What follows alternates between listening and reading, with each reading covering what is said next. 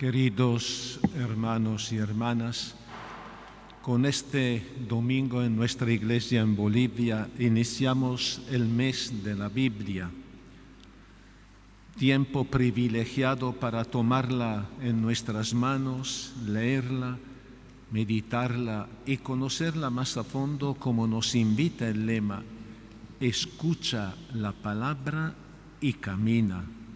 Escuchar la palabra de Dios para hacer la vida y compañera de camino por las sendas del mundo, conscientes que esta opción puede acarrearnos incomprensiones y sufrimientos. Es justamente lo que pasa con el profeta Jeremías, que se desahoga ante el Señor con una sufrida confesión, ya que el anuncio de la palabra de Dios le ha causado el rechazo de parte del pueblo judío. En sus palabras se cruzan su yo doliente, su destino con el destino de Jerusalén y el destino de los que son perseguidos a causa de la fe. Jeremías, a lo largo de toda su misión profética, sufrió en su cuerpo y espíritu el repudio, la persecución, el dolor físico y la lacerante contradicción del silencio de Dios. La vida de Jeremías fue verdaderamente encarnación de la palabra de Dios. Su ser estaba firmemente unido a su vocación y misión profética. Todas las vicisitudes, los sufrimientos y la condena a muerte son una evidencia de la suerte que las autoridades y el pueblo judío reservan no solo a él, sino a Dios mismo y a su palabra. Agobiado por esas pruebas, Jeremías llega a pensar que en su relación con el Señor ha actuado movido por una fascinación irracional y que Dios lo ha engañado y seducido con promesas falsas. Tú me has seducido, Señor, y yo me dejé seducir. Me has forzado y has prevalecido. Una imagen muy fuerte.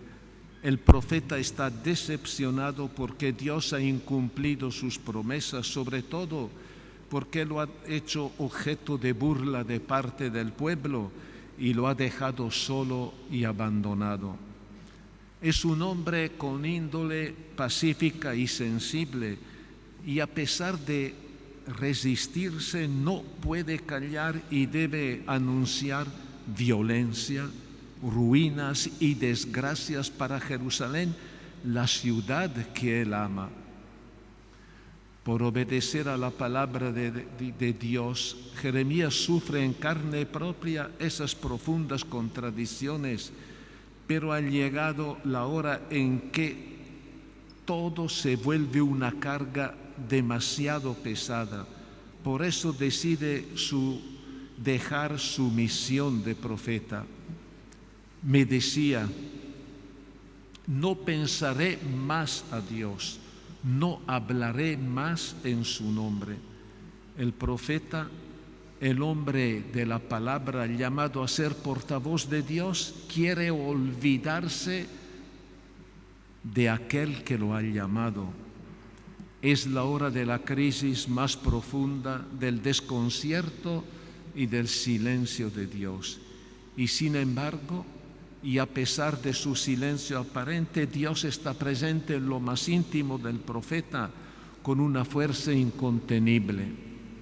Pero había en mi corazón como un fuego abrasador, encerrado en mis huesos. Me esforzaba por contenerlo, pero no podía.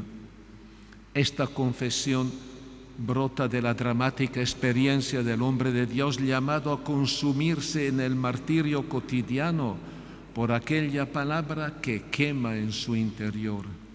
Y cuando está al borde de la desesperación, Jeremías experimenta la fuerza de la palabra que lo atrae, lo transforma y lo empuja a retomar con valentía su misión a pesar de las pruebas y el dolor. Y el mensaje de Jesús en el Evangelio está en la misma onda de lo vivido por Jeremías. El Señor, no obstante, está consciente de la muerte que lo espera. Está por iniciar su último viaje a Jerusalén en cumplimiento del plan que el Padre le ha confiado. Jesús comenzó a anunciar a sus discípulos que debía ir a Jerusalén y sufrir mucho de parte de los ancianos, de los sumos sacerdotes y de los escribas, que debía ser condenado a muerte y resucitar al tercer día.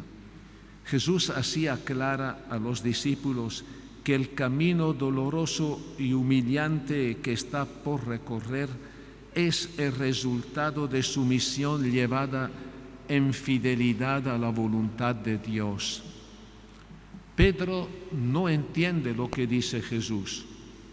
Dios no lo permita, Señor, eso no sucederá. Cautivo de su idea de Mesías poderoso y famoso, él está convencido que no puede y no debe suceder que Jesús vaya a Jerusalén y que allá tenga que sufrir la pasión y muerte. Su lógica no encaja con la lógica del Señor. Él no entiende el valor y la fecundidad de la sencillez, la humildad, la renuncia, el servicio y el fracaso vividos por amor a Dios. Ante estas palabras, Jesús, que en la mañana había proclamado beato a Pedro por su profesión de fe, ahora lo increpa con dureza. Retírate, ve detrás de mí, Satanás. Tú eres para mí un obstáculo, porque tus pensamientos no son los de Dios, sino los de los hombres.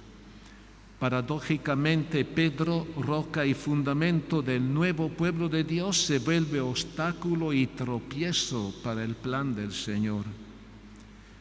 Nos debería hacer pensar el hecho que una persona casi al mismo tiempo pueda ser beata y diabólica y tener tanto inspiraciones sublimes como mezquindades vergonzosas.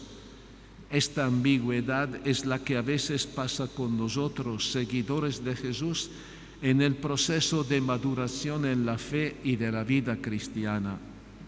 Nuestra inestabilidad y nuestros titubeos hacen dar miedo y son peligrosos para uno mismo y para los demás. A menudo nuestra vida está separada de la fe. Por esto nosotros y la Iglesia estamos siempre en búsqueda, necesitados de corregir nuestro rumbo a la luz de Jesús, camino, verdad y vida. A continuación, Jesús profundiza su pensamiento. El que quiera seguirme, que renuncie a sí mismo, que cargue con su cruz y me siga. Jesús, sin tapujos, nos dice que para ser sus discípulos y entrar en comunión con su destino hay que estar dispuestos a cargar la cruz como Él y aceptar el martirio. Al respecto, San Pablo, en la lectura que hemos escuchado, nos invita a seguir su ejemplo, a entrar en comunión con el destino de Jesús y a basar nuestra fe no en el poder humano, sino en el poder del crucificado, el poder del amor, de la entrega y del servicio. La entrega de nuestro ser y la voluntad al Señor y la renuncia a nuestro yo y aspiraciones puramente terrenales no son un fin en sí mismos o un puro ejercicio de penitencia y purificación, sino actitudes de vida orientadas a encontrar el tesoro, el reino de Dios, que aunque en germen inicia en nuestra historia humana y va creciendo paulatinamente hacia la plenitud final. Este proyecto de Dios en su dimensión histórica exige la opción por un mundo nuevo, fundado sobre los valores y virtudes evangélicas y que abarque la humanidad y la creación entera, como nos recuerda la Jornada Mundial de Oración por el Cuidado de la Creación que se celebra de aquí a 2 días, el 1 de septiembre. No olvidemos que todas las heridas al medio ambiente y a la biodiversidad son una real amenaza también para nuestra salud y existencia. Por eso, como creyentes, estamos llamados a orar al Dios de la vida y a poner nuestros esfuerzos para convivir en paz con la creación. Jesús termina su enseñanza indicando que ninguna cosa en el mundo, por grande que sea, puede compararse a la realización de la propia vida llevada conforme a la voluntad de Dios. Por eso hace esa advertencia: el que quiera salvar su vida, la perderá, y el que pierda su vida a causa de mí, la encontrará. Amén.